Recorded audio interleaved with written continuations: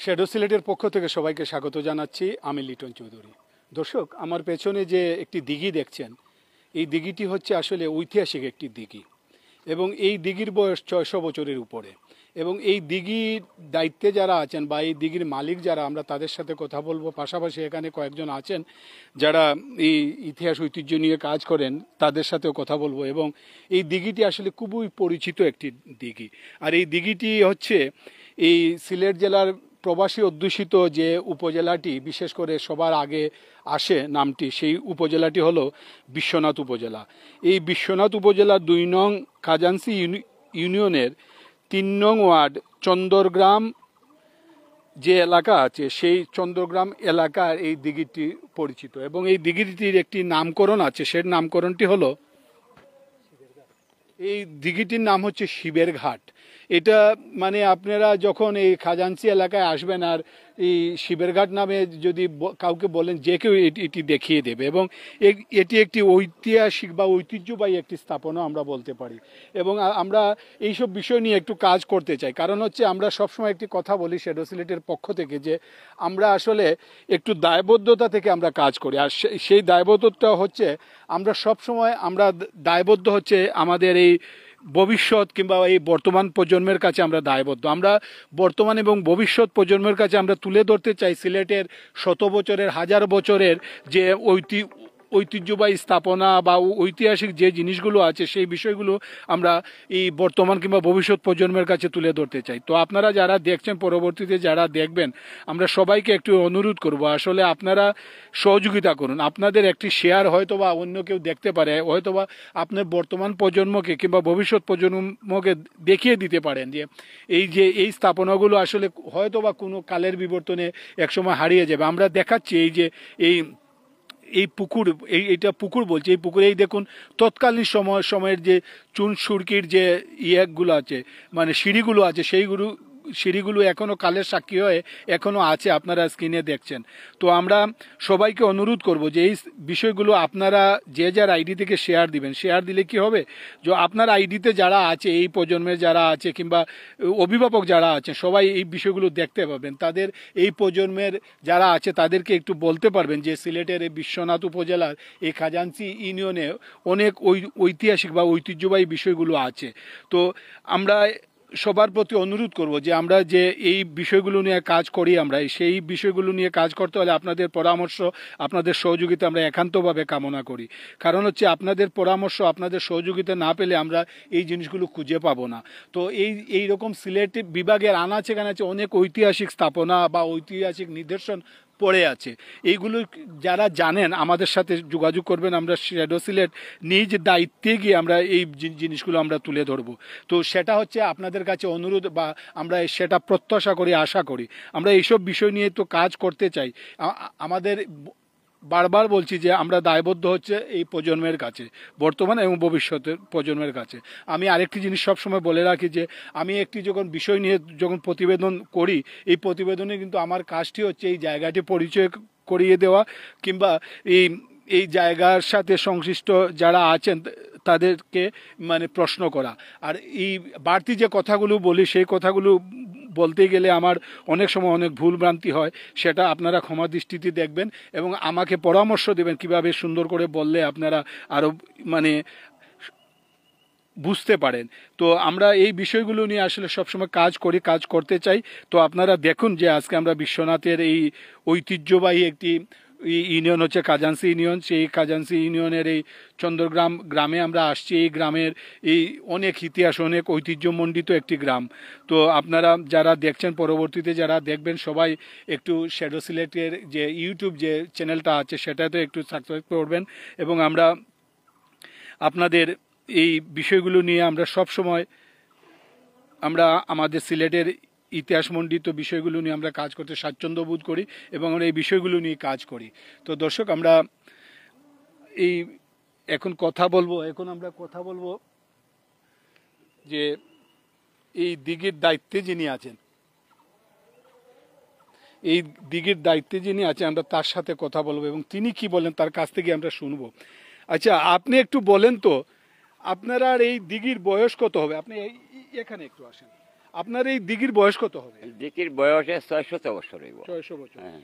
এই দিঘিটা কি নামে পরিচিত এখন? এই দিঘির শিবের ঘাট। নামটাই লোকে শিবের ঘাট আমরা বলিয়ে ডাকি আর কি। যেমন এই একটা শিবের মন্দির আছে এখানে, এই পারে আছে একটা দুর্গা মন্দিরও আছে, এই পারে একটা দুল মন্দিরও আছে, বুঝলেন? যে সেই মন্দিরটা হাসতে আমরা শিবের ঘাট ডাকি আর কি এখানে, বুঝলেন? তো আপনারা এই মানে এই পুকুরে কতটুকু জায়গার উপর আছে? এটা আছে প্রায় 6 কেয়ার আছে। তো এই পুকুর দেখতে লোকজন আসেননি? আসে হয় না, আছে আসে।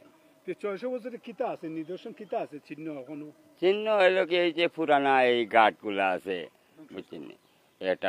এটা ধ্বংস হয়ে গেছে আর কি, ওগুলো মানুষের দেখা নেই আর কি, পুরানা স্মৃতিটা। এই শিব মন্দির দেখনি, যে দুর্গা মন্দিরটা ভাঙিয়া গেছে, যে এইগুলা দেখুন, বুঝছেন? তো আপনারা মানে এই পুকুরটা নিয়ে, দিঘিটা নিয়ে কেমন গৌরব করেন? এই গৌরব, চূড়ান্ত গৌরব, চূড়ান্ত গৌরব। আপনারা এই দিঘিটা মানে রক্ষার্থে আপনারা আপনাদের পরবর্তী যে প্রজন্ম তারা কিতা কইয়া যায়? এটা তো কইরা যে তোমরা এটা রক্ষণাবেক্ষণ করিও, এগুলা দেখাশোনা করিয়া রাখিও। অসংখ্য ধন্যবাদ। আমরা শুনছিলাম এই দিঘির সাথে যারা সংশ্লিষ্ট আছেন, আমরা তাদের সাথে কথা বললাম। এবং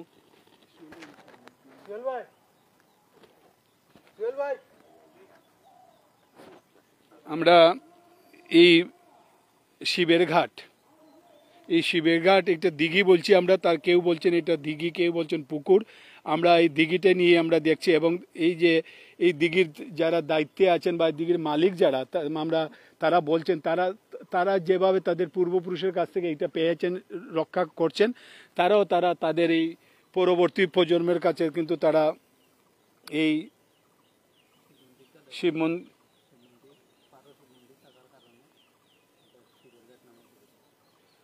তো দর্শক, আমরা এই বিষয়টা নিয়ে একটু কথা বলবো, যে বিশ্বনাথের যিনি আসলে বিশ্বনাথ বলবো না, আমরা সিলেটের ইতিহাস ঐতিহ্য নিয়ে একটু পড়াশোনা করেন বা নিয়ে কাজ করেন। আমরা সুহেল ভাইয়ের সাথে কথা বলবো। সুহেল ভাই, আপনার এলাকা এবং আপনার এলাকায় একটি পুকুর বা দিঘি, এই দিঘি 600 বছরের পুরনো। আপনি কি বলবেন এই বিষয়টা নিয়ে? এবং এই দিঘি এক নামে সবাই পরিচিত, আপনিও তো চিনেন। ধন্যবাদ আপনাকে। আমরা এটা 2 নং খাজাঞ্চি ইউনিয়ন, আমি যদিও 3 নং অলঙ্কার ইউপির, তবে আমার পার্শ্ববর্তী এটা অঞ্চল। তা আমাদের এটা সমৃদ্ধশালী ইতিহাস আছে। এই বিষয়টা যেন আগামী প্রজন্ম জানতে পারে। আমরা অনেক বিষয় বিগত সময়ে সংরক্ষিত না থাকায় আমরা এখন পাচ্ছি না। আমরা বিভিন্ন গ্রন্থ থেকে পাচ্ছি। এখানে 600 বছরের পুরনো একটি রাজরাজেশ্বরী মন্দির আছে। এখানে গৌরগোবিন্দের গড় ছিল বিশ্বনাথের পার্শ্ববর্তী। দেওয়াল গ্রাম, যেটা রাজা গৌরগোবিন্দের মেয়ে আইসে এখানে বলি দিছিল, এখানে দেওয়াল গ্রাম একটা জায়গা আছে। এখানে রাজবাড়িকা ছিল, এগুলা অস্তিত্ব বিলীন এখন। হাসন রাজা, দেওয়ান হাসন রাজার বাড়ি, এটা ইতিহাস ঐতিহ্যের অংশ। এগুলা যেন বাংলাদেশ প্রত্নতত্ত্ব বিভাগ এই দিকে নজর দেন। শুধু শহরাঞ্চল কেন্দ্রিক যেন তারা তাদের ইতিহাস সংরক্ষণের বিষয় না করেন। এই বিষয়গুলো যেন আগামী প্রজন্মের জন্য সংরক্ষণের, এটা ধর্মীয় দৃষ্টিকোণ থেকে না দেখে এটা ইতিহাস এবং ঐতিহ্যের অংশ হিসাবে যেন সংরক্ষণ করে এখানে আগামী প্রজন্ম জানতে পারে আমাদের এটা সমৃদ্ধশালী ইতিহাস ছিল, আমাদের সমৃদ্ধশালী এটা জনপদ ছিল। এই আশাবাদ ব্যক্ত করে আমি আপনাকে ধন্যবাদ জানাই এবং বাংলাদেশ প্রত্নতাত্ত্বিক বিভাগকে এই বিষয়গুলো যেন নজরে এনে তার সংরক্ষণের যথোপযুক্ত ব্যবস্থা নেন, এই দাবি জানাই। ধন্যবাদ। অসংখ্য ধন্যবাদ সোহেল ভাই। সোহেল ভাই একটি গুরুত্বপূর্ণ কথা বলছেন, যে এই যে স্থাপনাগুলো গুলোকে আসলে ধর্মীয় দৃষ্টিকোণ থেকে না দেখে এইগুলো আসলে ইতিহাসের সাক্ষী হয়ে গেছে, ঐতিহ্যের সাক্ষী হয়ে গেছে। তো তিনিও বলছেন যে এই জিনিসগুলোকে সংরক্ষণ করে রাখার দরকার। তো এই জিনিসগুলো আসলে আমরা চাই যে এই যারা দেখছেন, পরবর্তীতে যারা দেখবেন, আপনারা মানে আপনাদের মানে অবস্থান থেকে আপনারা চেষ্টা করবেন যে আমাদের ভবিষ্যৎ প্রজন্মের কাছে যাতে আমরা আসলে প্রশ্নের সম্মুখীন না হই, যে আমাদের বিশ্বনাথ কিংবা সিলেট বিভাগের কোন জায়গায় কি ছিল, এই বিষয়গুলোর যাতে জবাব দিতে পারি, সেই জন্য আপনারা সবাই এই যে যার অবস্থান থেকে কাজ করবেন। তো আমরা শ্যাডো সিলেটের পক্ষ থেকে সবাইকে আবারও কৃতজ্ঞতা জানাচ্ছি যে আমাদের সাথে সবসময় আপনারা থাকেন, পরামর্শ দেন। তো আজকে আমরা একটু দেখাতে পারলাম যে বিশ্বনাথ খাজাঞ্চি ইউনিয়নের যে এই শিবের ঘাট, এই দিঘি কিংবা পুকুরটি আমরা দেখাতে পেরেছি, এবং এই পুকুরের পাড়ে যেহেতু একটি শিব মন্দির আছে, সেই শিব মন্দিরটাও আমরা একটু দেখাচ্ছি, সেটাও কালের সাক্ষী হয়ে মানে আছে, এবং যেখানে শিব মন্দির ছিল সেই শিব মন্দিরটি কিন্তু এখানে আসলে বয়সের বারে সেই শিব মন্দিরটিও কিন্তু আসলে পড়ে গেছে, এবং কিন্তু সেটার এই খানিকটা অংশ কিন্তু এখনো মানে এই যে দুর্গা মন্দিরের যে খানিকটা অংশ, সেই অংশটা কিন্তু এখনো কালের সাক্ষী হয়ে আছে। এবং এই দেখুন, এই যে এখানে দেখলে আপনারা বুঝতে পারবেন, এই দেখুন মন্দিরের উপরে বিশাল গাছ, এই গাছটিও কিন্তু আসলে সেই সময়কার গাছ। তো দর্শক, এইসব নানা বিষয়, ঐতিহাসিক বিষয় নিয়ে আমরা কাজ করতে চাই। এইসব বিষয় নিয়ে কাজ করতে হলে আপনাদের পরামর্শ, আপনাদের সহযোগিতা আমরা সবসময় চাই। আশা করি শ্যাডো সিলেটের প্রতি আপনাদের সহযোগিতা, আপনাদের পরামর্শ সবসময় অব্যাহত রাখবেন। সবাই ভালো থাকবেন, সুস্থ থাকবেন এবং নিরাপদে থাকবেন।